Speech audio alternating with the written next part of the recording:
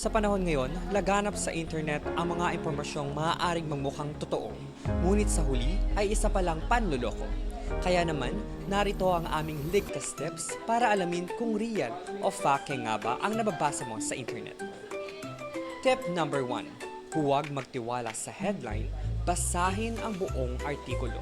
Minsan, ang mga headline ay nakasisilaw at planong kuhanin ang atensyon ng mga tao, ngunit hindi ito palaging nagsasaad ng buo at tamang kwento. Tip number 2. Tingnan mabuti ang pinagmulan ng balita.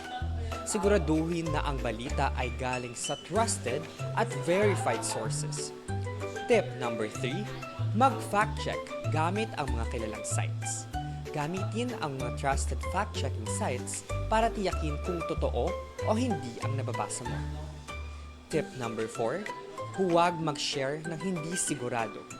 Bago magpakalat ng balita, siguraduhin na ito ay totoo at tama upang maiwasan ang paglaganap ng fake news. Tip number 5. Mag-ingat sa clickbait headlines.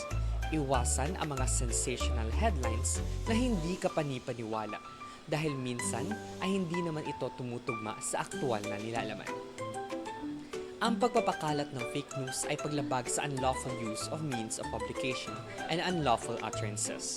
Sa ilalim ng Article 154 ng Revised Penal Code in relation to Section 4 at Section 6 ng Republic Act No. 10175 o Anti-Cybercrime Law.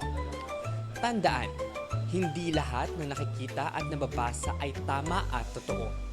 Maging alerto, alisto at mapanuri upang maiwasan ang paglaganap ng fake news. Real o fake, suriin natin.